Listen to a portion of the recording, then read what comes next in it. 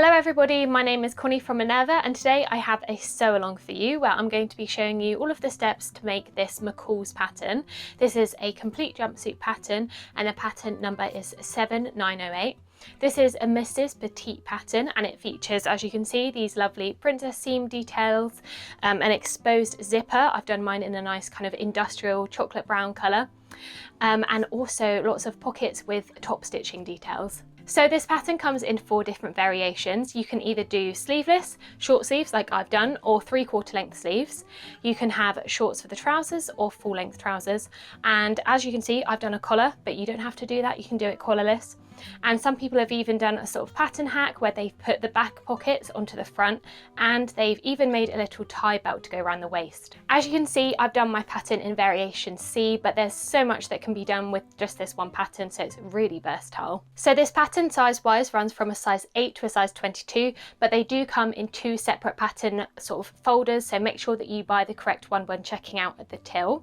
They've also really helpfully included a cup size pattern, so you can either do a size A, B or C or D cup, which is really helpful because you can then further customize that sizing to fit you better. Just for reference, I'm normally between a size 8 and a size 10, and in this pattern I've done a size 10 with a C cup for the top half. This pattern is described by McCall's as being easy. However, it does, as you can see, have this zip detailing, and there's also a lot of details with the front and back pockets and also the top stitching that goes along with that. So it's a little bit more complicated and a bit more fiddly. In terms of how long it took me to make this, I would probably say you need a good 3 to 4 days. It's not really a weekend project, it's a bit longer, but once you finished it, the result is great and you're going to be so pleased with it. I definitely am with mine. It's very on trend at the moment as well. And just before we properly begin this sew along, if you do have any questions or comments as I'm going through, you can actually pop them below and we'll get back to you as soon as we possibly can. And also, if you're interested in the pattern itself or any of the fabrics or notions that I use throughout the video, a little pop-up will actually come on the screen which you can click through to purchase through Minerva. And with that, let's get along with the sew along.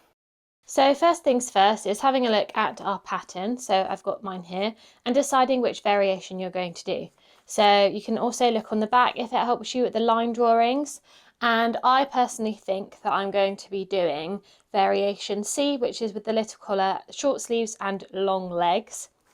You can also have a look on the back and see what kind of fabrics they've suggested. So they've suggested denim, twill, chino and linen. So I've actually got here this beautiful sort of orangey rust coloured baby cord.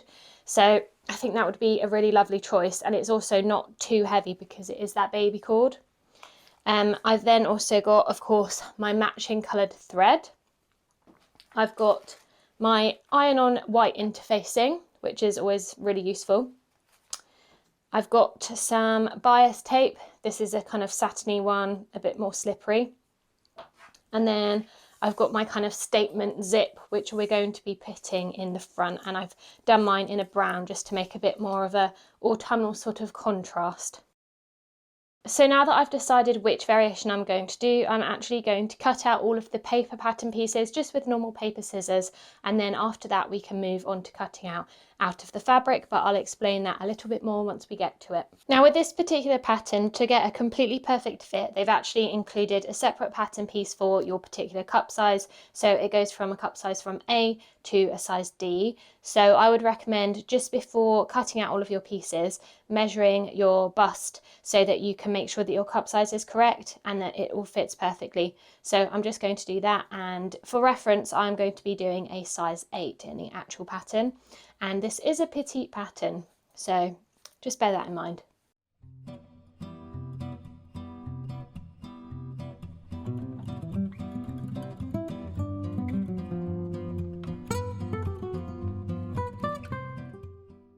Right, so I've now actually ironed the fabric, and I didn't exactly show the process, but what you have to do is fold it so that it is right size together.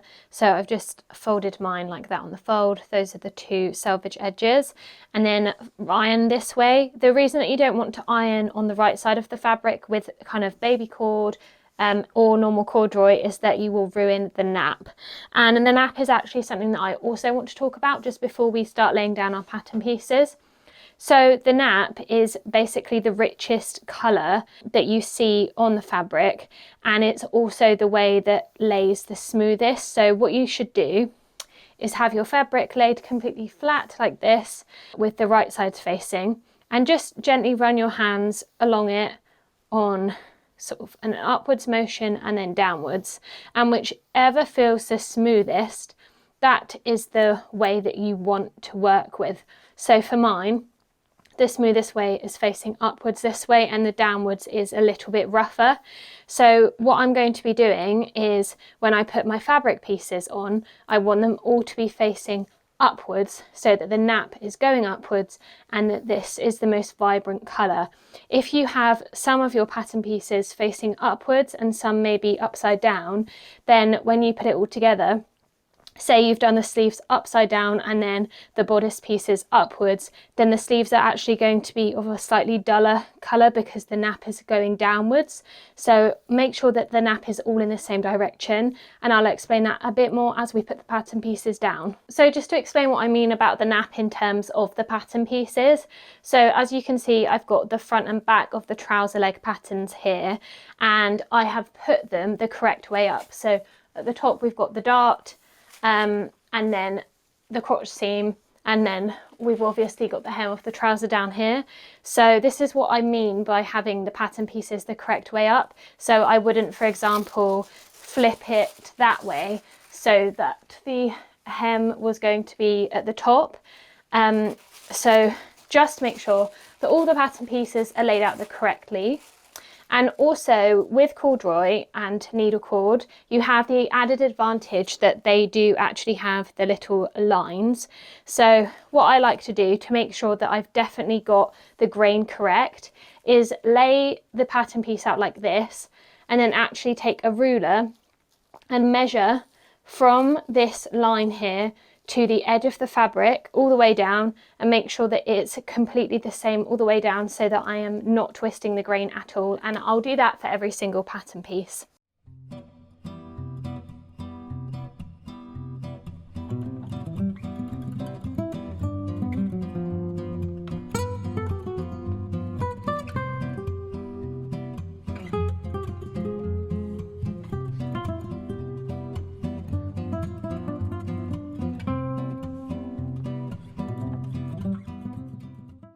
Now I just thought I'd show you how I do my darts.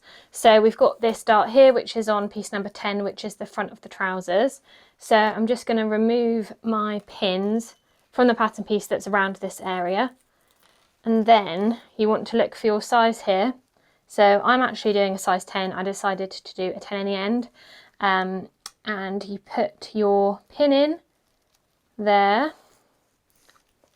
Just lift the pattern piece up, and then you want to take a coloured chalk that's in contrast to the colour of your fabric, and you just want to dot it on there. I like to do it on absolutely all of the layers, just so that when I'm aligning it all up, that I can see it from sort of all angles. So just colour it in like that, lay it back down, and then do the exact same thing for these two as well. So just follow the line, minus the middle one being a 10, and you can do 2 at once if you're feeling really advanced.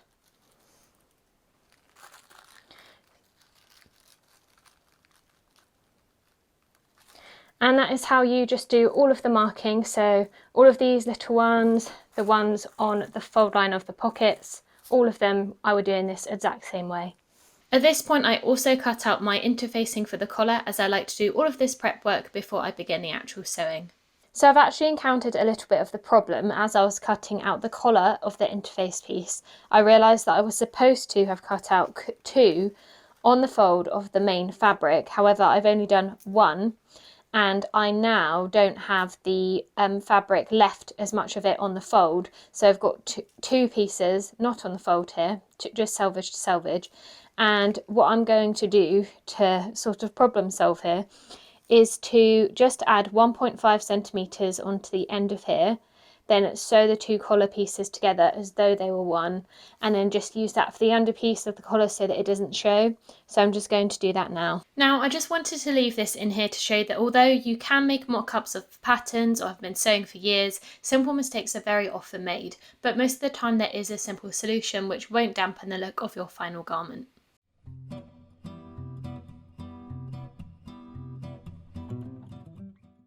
And while we're talking about the collars, I'm now going to actually put on my interfacing. So I've got my interfacing here, and you want to find the side with the kind of shiny side, and that's the side with the glue on. So you want to get that, and you want to face it down on the wrong side of your collar. So this is obviously the collar that I sort of messed up, and I want to put my interfacing on that one because it's going to be in the underneath of the collar, so kind of hidden from plain sight. And I like to always trim around the entirety of my interfacing. Now this pattern says just to chop off the corners. However, I like to do a little bit, maybe 3mm around the entire thing, just so that I don't kind of make the seam allowance really bulky. So I'm going to be trimming around it 3cm all the way around. And then I take a damp muslin cloth like this one. And then what I do is have my iron on a fairly hot setting, but not on steam. And then I will lay my muslin cloth over, hold down my iron onto the whole thing for 10 seconds, and that will fuse it onto our fabric. But the first thing we're going to do is trim around the edge.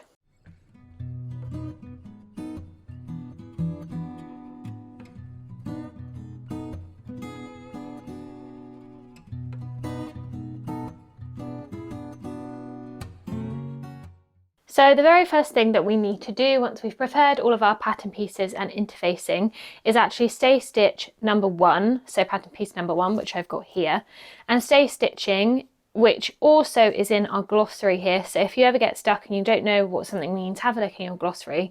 So stay stitching for this pattern means stitching 3mm from the seam line, and that's just going to reinforce that curve when we actually sew it in step 2 to our bodice side front.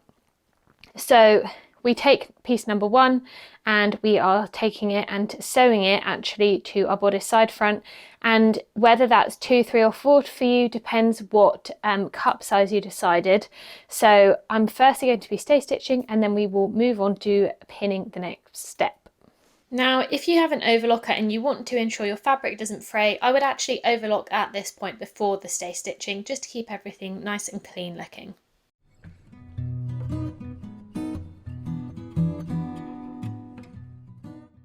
Now, of course, we can move on to step 2. So for this, we're going to be actually sewing in the princess seams. So the princess seams are essentially these curved seams here, which attach the front to the side bodice section. So if you think about it, this is going to be the opening where the zip is, and then these are the 2 front sections. So what we need to do is, one at a time, take our pieces, and we're going to be doing them right sides together. So I'll just flip that over there. And where I've chopped off the notches but then remarked them in, you want to match them to the notches that you've put on your main bodice front section. So the first thing I like to do is just pin those together there.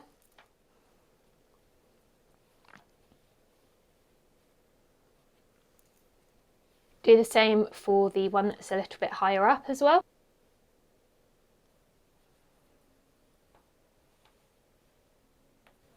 And then you want to match the top sections there. So just pin those into place as well. And that bottom edge as well. Now, the thing about princess seams is that although they look very pretty, they are a little bit difficult to achieve. So as you can see where I've pinned it there, it looks like it's not going to match. And the same thing for here. And this is where the manipulation of the fabric becomes really key.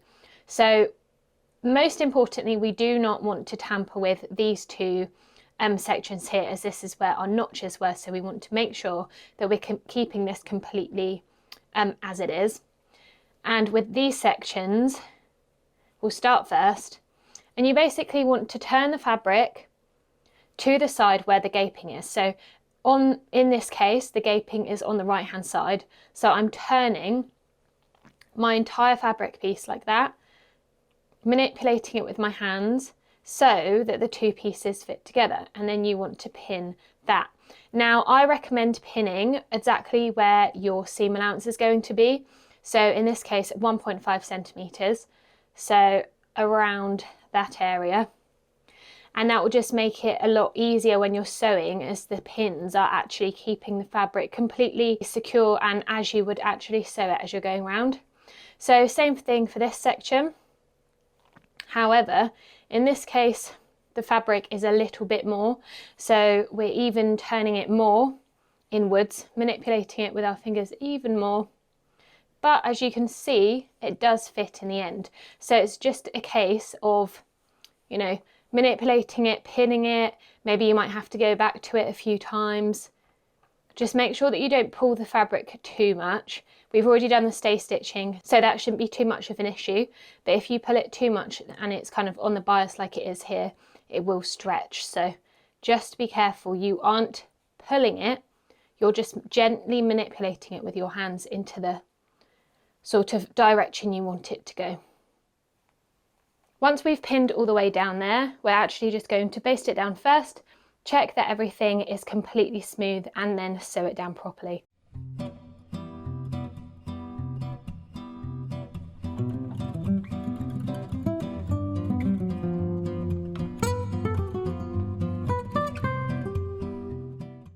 Now that we've done that, you can see that it's starting to look a little bit more like an actual top.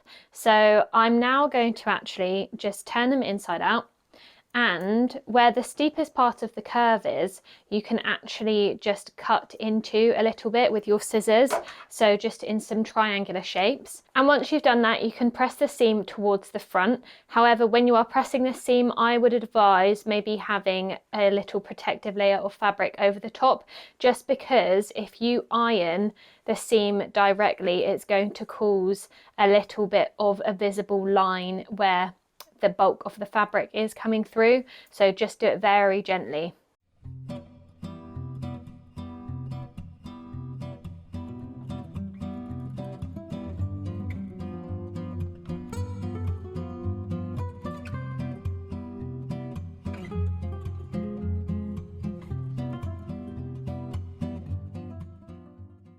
Now, if you are going to be doing views A or B, you would then move on to the pockets. However, I am not doing view A or B, I'm doing version C. So I'm now going to move on to step 9, which is pinning the bodice side back sections to the back bodice. And we're going to be basically doing the exact same method as we did with the front. So I'm going to be overlocking these sections first, and then pinning and sewing them together. On the back section, it isn't as much of a steep curve, so you shouldn't have to manipulate the fabric as much, but there still might be a little bit of manipulation. So I'm just going to move on to that next. First, overlocking the seams.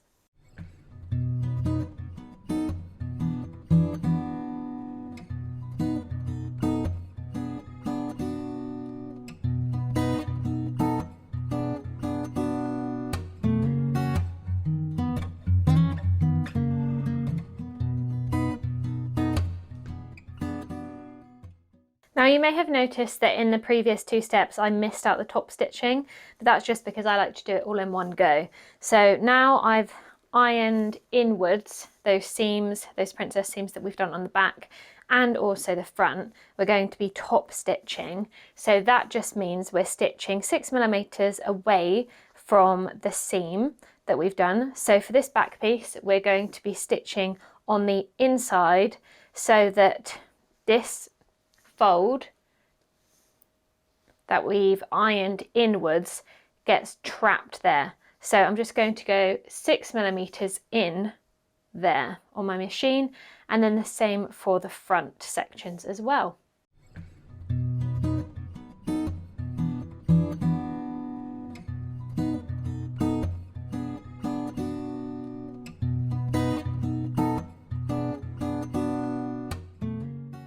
So now that we've done that top stitching, as you can see there, the next thing to do is to actually sew the bodice pieces to each other on the shoulders and the side.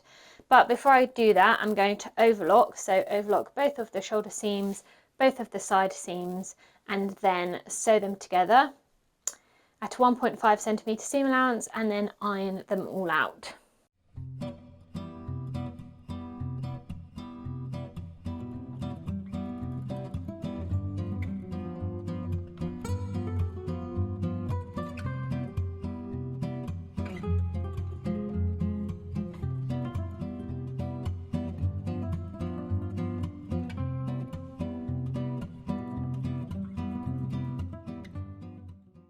I then stay stitch the neck edge of the bodice between the two large circles, which I've already marked on at the beginning. So the stay stitch is just 3mm from the seam line in the seam allowance, and this is just to reinforce that seam for when we put the collar on. Now we can move on to our collar section. So as we have already done the interfacing, we don't have to worry about that. So what we're going to do is take our collar pieces and we're going to pin them, and once we've pinned them, we're going to, as per the instructions, sew round the edge just between these two big circles here at our 1.5 centimetre seam allowance. Then we're just going to trim around the edge, turn the entire thing the right way round and give it a good old iron. And then we're going to baste. So just do a long stitch, not doing a back stitch at the start and finish, just doing a long stitch to secure these two ends together. So the first thing first is pinning and sewing in between the two big circles round the bottom edge.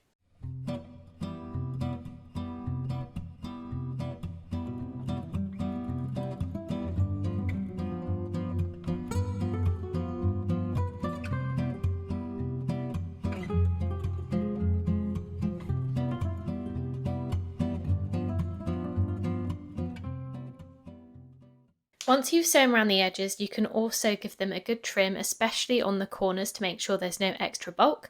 After that, on step 15, turn the entire collar round, press it, and then you can move on to the basting those raw edges together.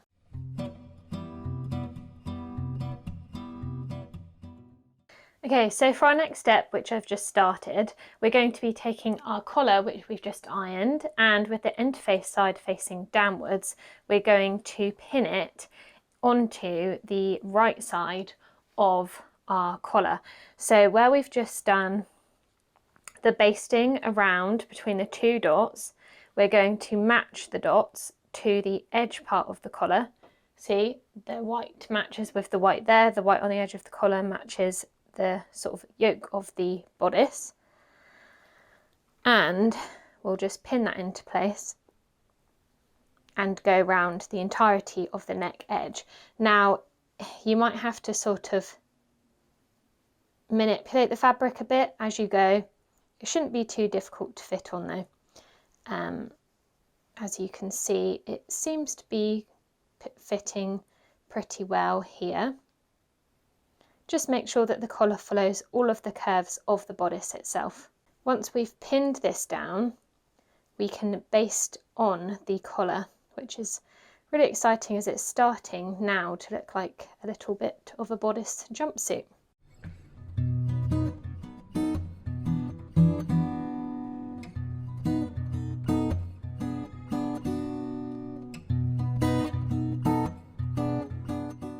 Okay, so now we're going to be moving on to step 17, which is with the bias tape. So I've got my bias tape here.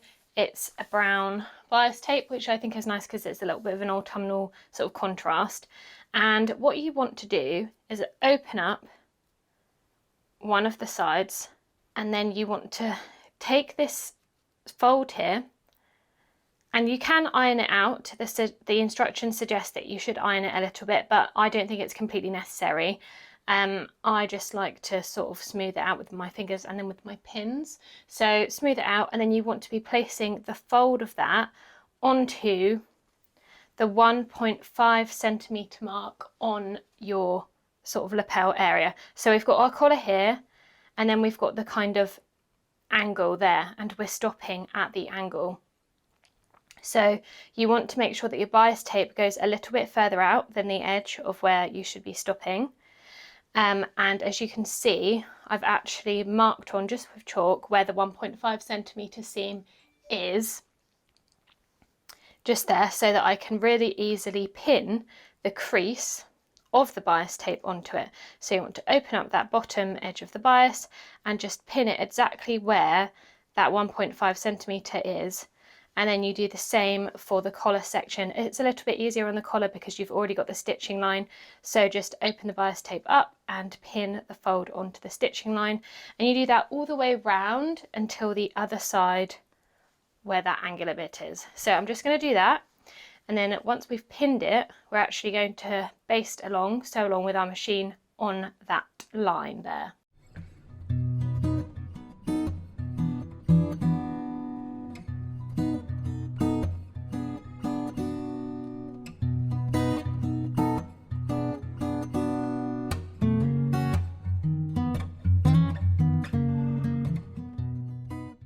Okay, so now that we've done that all around that edge, what we're next going to be doing is trimming this extra seam here. Then once we've done that, we want to take our bias tape and we basically want to flip it so that it lays flat, just like that.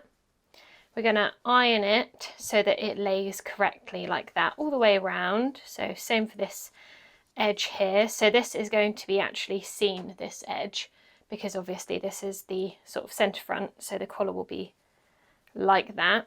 So we want to make sure that when we're ironing it, we're doing it just so that it's hidden. Then once we've ironed it into place, we can baste it from the inside. And then once we're happy with that, we can go along on the outside, copying that basting that we did. Now on this outer edge, we are going to be able to see the stitches that we do along here for the top stitching. So you just want to make sure that that's really neat. And then as it goes onto the underneath the collar, you obviously won't be able to see it, but then it will come out the other side just like that. So the first thing we need to do is just trim, and then we can get to ironing it down flatly.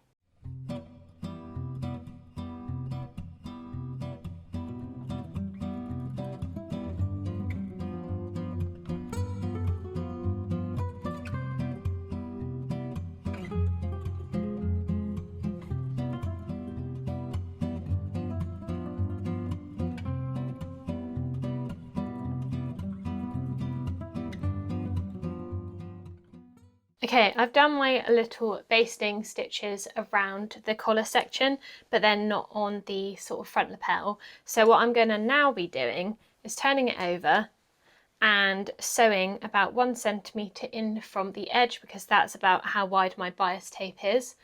Just sort of almost like we're top stitching again. So I'm going from this point here, which is where the little sort of curve was at the front, all the way around to the collar and round to the other side.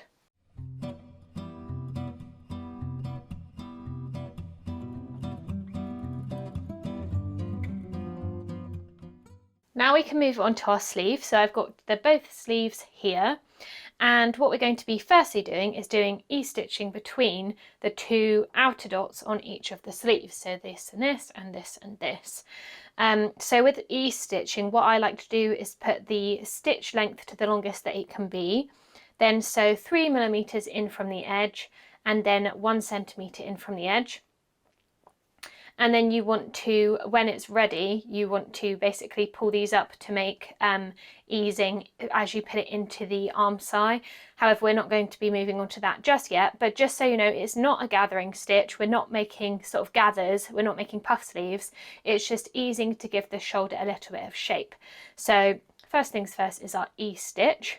And then once we've done that, I'm actually going to overlock either one of these sleeve edges here in preparation for sewing them right sides together. So that will be our next step after the e-stitching.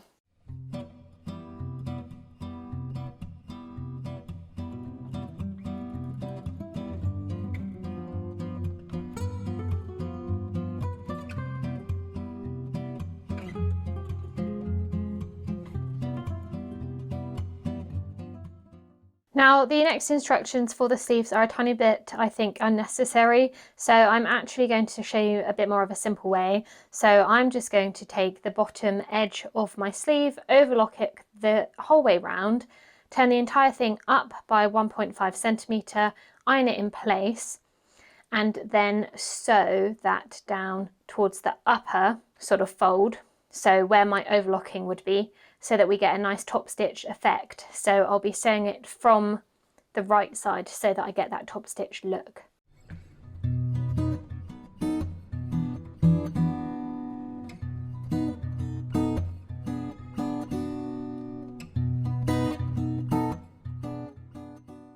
Now we can set about actually putting the sleeves into the main bodice. So I've just laid out the sleeves where they should be. So if you're a bit confused, have a look at the notches on your sleeve. The double notch should be always at the back of the garment and the single notch should be at the front. So for this sleeve, the back matches up with the double notch here. So it goes that way. And the same for the other one, just have a look at where the double notch is.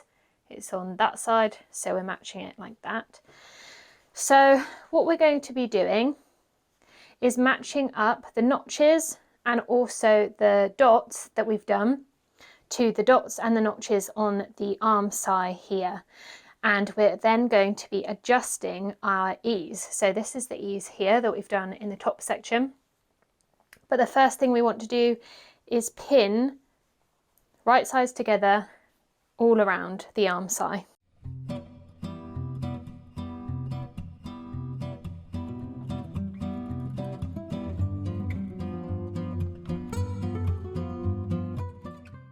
Now for the ease itself, as you can see, we have rather a lot of fabric here that we've got to fit in to match our arm side.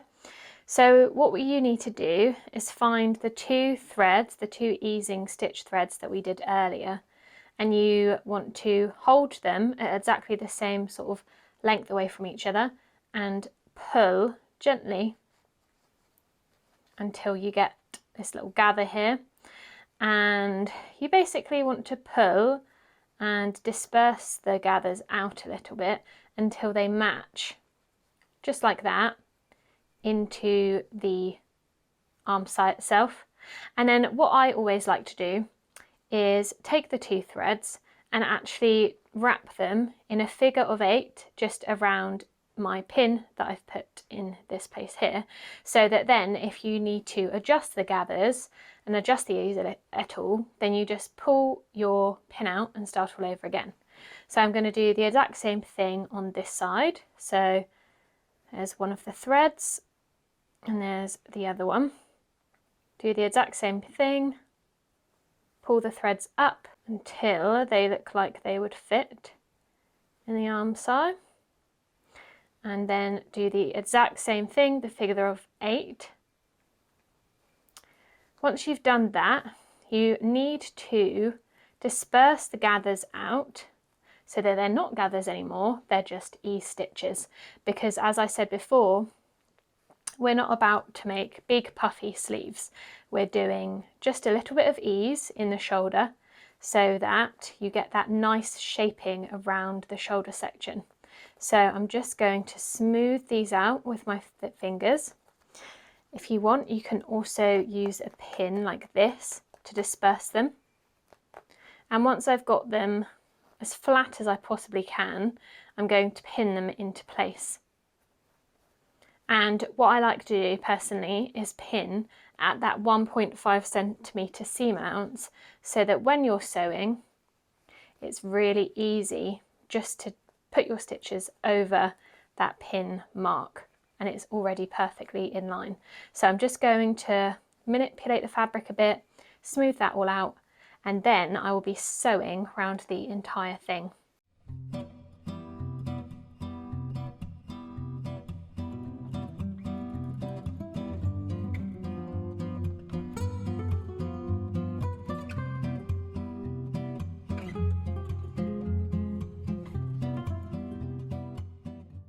After that, I unpicked the row of e-stitching which you could see on the outside of the sleeve, and then I overlocked the entire sleeve on the inside to make it nice and neat.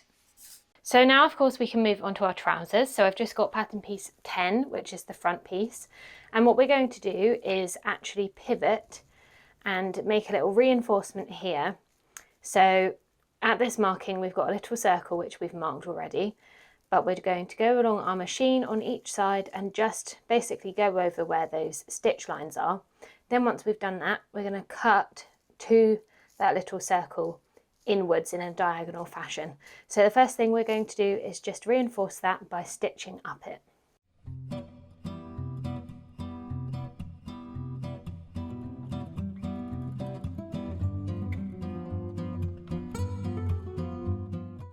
Now for the dart markings, we've got the 3 markings here, and what I like to do is take a chalk or a heat erasable pen and actually just draw the dart on, joining the dots that I already did in the marking stage.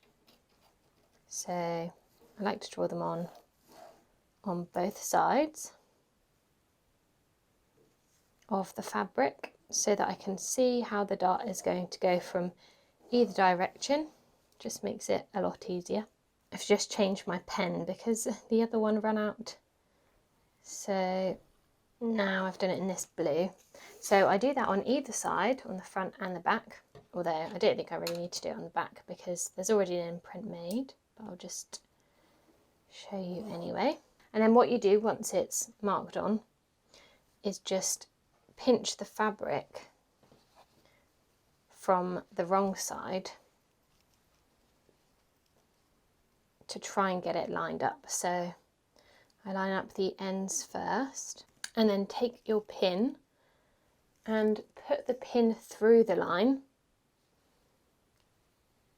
and back out so that you're keeping the pin exactly where the pen line is, and that should give you a nice sharp dart.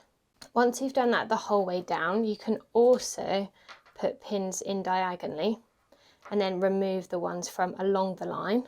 So you would do the diagonal pins the whole way down, and then when you come to sew it, sew from this end of the dart, go all the way to the bottom. Do not backstitch at the bottom though, you just want to sew all the way to the bottom and then take your fabric out from under the machine and tie it in a double knot and then snip it off, because you don't want a big bulk of a sort of back stitch right at the point of the dart. You want it to be super seamless. So I'm just going to finish pinning them and then sew on my machine.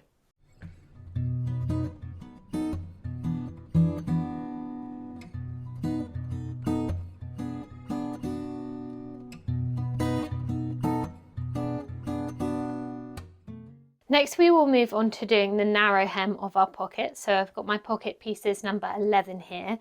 So what we do for a narrow hem is we actually iron in the normal hem seam allowance here, so 1.5, and then once that's ironed down, you want to take the raw edge and actually tuck it under and fold it under like that, and then iron that down as well, so that in the end you have a completely finished edge that looks pretty without, for example, an overlocker.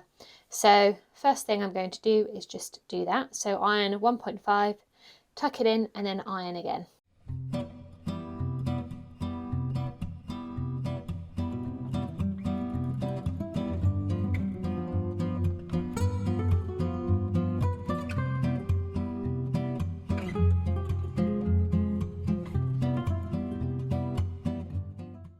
While at the iron, I also did step 31, which is turning in the seam allowance, so 1.5 centimetres on the unnotched side and the lower edges of the pocket, and then press that as well. So now we can move on to pinning the pockets onto the trousers. So as you can see, I've already done this side, but if we look at this side of the pocket, basically what you want to do is match up the dot here with the dot that's on your trouser leg on the front, and also the dot there to this dot here.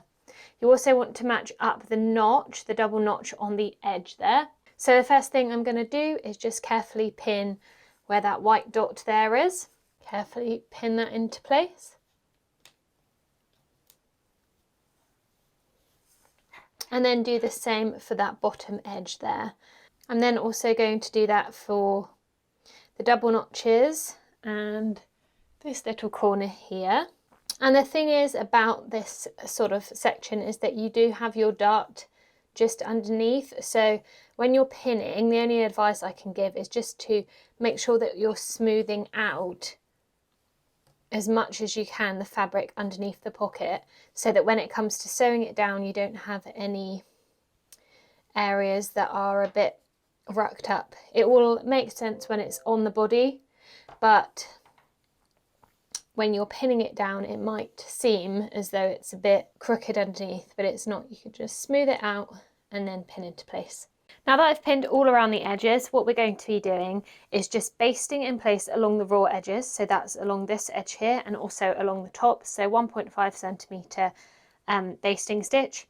And then around these edges, which are the folded under ones, not this one there, this is your opening, make sure you do not sew this down.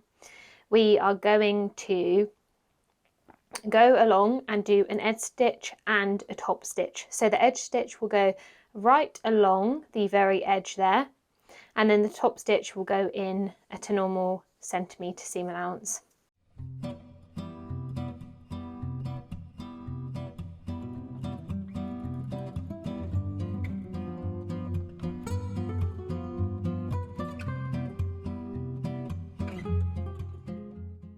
Next we can move on to the back of the trousers. So we're doing the exact same thing with our darts, just putting them into place. So I've got my 3 dots here, so I'm going to draw on with my heat erasable pen or chalk the actual lines, then sew in the darts. But the difference with these back pieces is that we're going to be doing a top stitching line when the dart is sewn in, but I'll explain that a little bit more when we get to it.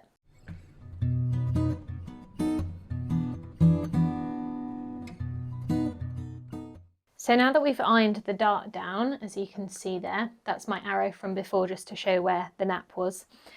We're just going to top stitch along that line.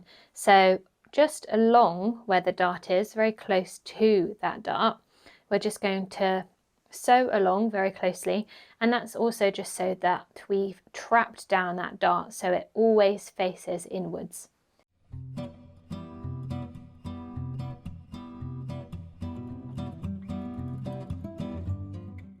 Moving on to step 35, the first thing we're going to do is take our pockets and face them the wrong way towards us, and then we're actually going to fold up and sew 6 millimeters. So the first thing I'm going to do is just measure that and then iron it down on either side.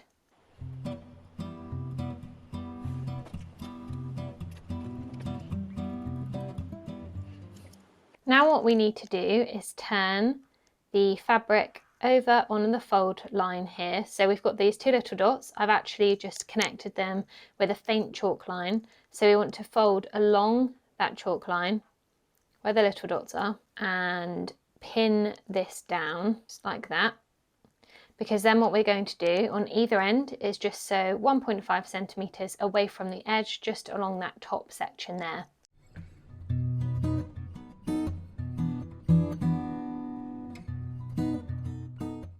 Now you just want to trim off those little corners. So just like to do a little diagonal snip like that. Then once you've done that, you want to actually flip the entire thing inwards like this. And you can gently use your scissors to push out the corners to make a nice sharp corner, not pushing too hard. Then once you've done that, you want to iron in the rest of the raw edges. So this one here, and then fold that one up there, 1.5, and iron that down as well.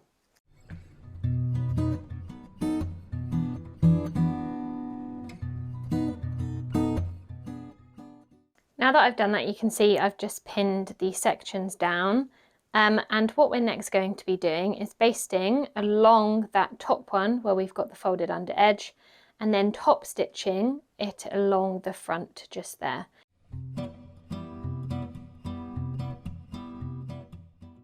Now here we're going to be doing the exact same thing as we did with our front pockets to our back pockets. So I've just basically lined up my 2 top corners here of the pocket with the 2 white dots that I did in my markings, and we're doing really the exact same thing, just pinning the entire way around. And then when we're ready to sew this, we're going to be doing a top stitch and an edge stitch right near the edge, just as we did with the front ones, to secure them down. And remember to leave this top section here, as we obviously don't want to sew the pockets up.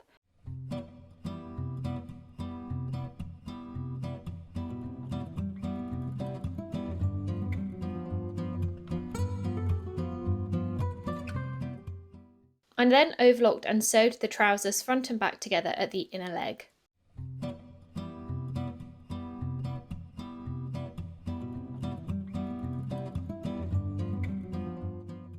Now we will need to sew along this crotch line here. So I've just laid them, the trousers right sides together. So we've got the two back pockets here on the left side, and as you can see the notches match there, and then the two fronts on this side, and we've got them right sides together.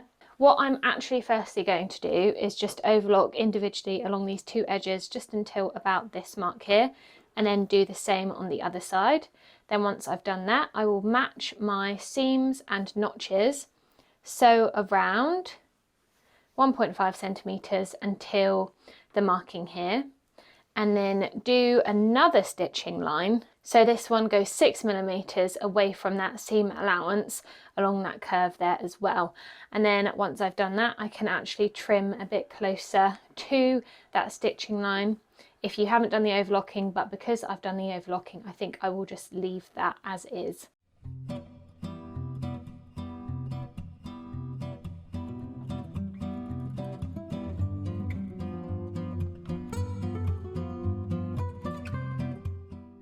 I also went down and stitched the trousers front and the back together at the sides.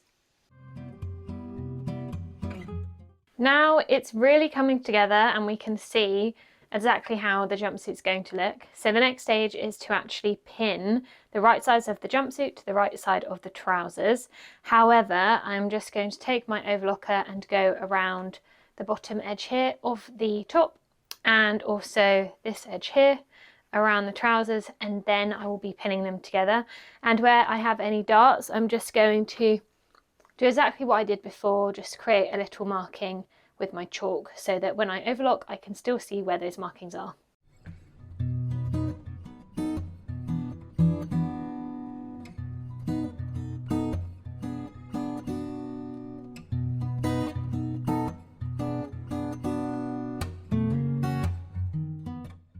Next, as per the rest of step 44, I top stitch the lower edge of the bodice. Next up we can move on to the zip. So the first thing that we want to do is just turn the two front openings here and here in by 1.5 centimeters, and then just iron that inwards all the way until we get to the section where we started with the bias tape. I haven't actually pinned my bias tape in yet, but I'll be doing that when I iron it in, just so that I make sure it's a really smooth, clean edge.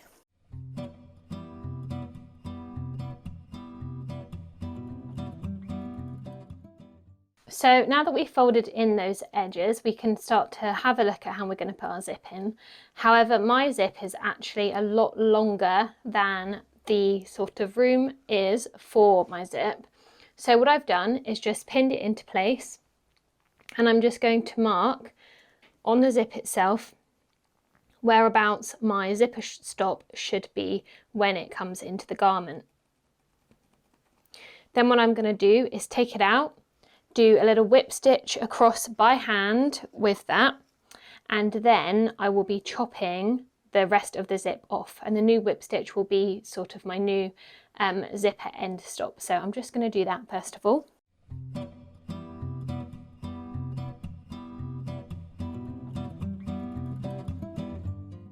Now that we've done that, what we want to do is take our zip and just carefully slot it in to the center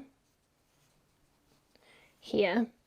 And what we're basically wanting to do is take the folded ironed edges of our jumpsuit here and line them up as close as we can to the zip teeth. So lining up here, we would pin all of this down and just make sure that this opening at the bottom is really clean. And then once we've all pinned it into place, what we can then do is just baste it by hand to make sure that it's completely in place properly before we attempt to do it with our machine. So the first thing I'm going to do is just line up all of the dots, all of the markings, and just pin it into place, getting this turned over fabric seam here as close as I can to the teeth.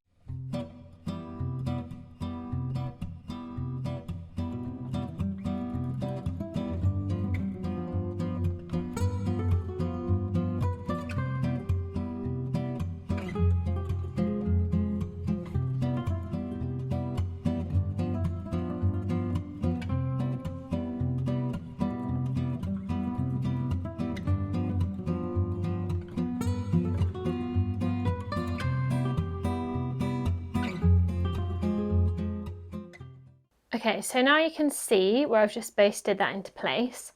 And what I'm now going to do is take my narrow foot, you can also take a zipper foot, and I'm just going to go really close just over the basting that I've already done to secure that properly into place. And then once I've done that, I'm going to top stitch, joining up the stitches that we already did here all around, pivoting at the bottom here to make a nice sort of rectangular angled edge to go around that bottom and up the other side. Now you can just take this really slow, no rush, because you want it to look as neat as you possibly can.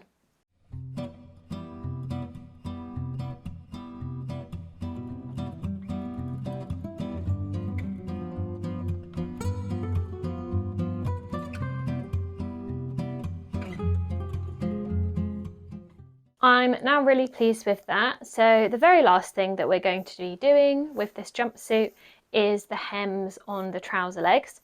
So what I'm actually going to do is just overlock around those edges, making sure that when I do that, I'm keeping the seam allowances flat so that they're not sort of being overlocked in a strange direction that contrasts to the way that I've ironed them. So I'm just going to overlock around the edges, fold them up about 1.5 centimeters, iron that into place, and then sew that down, and then we finished.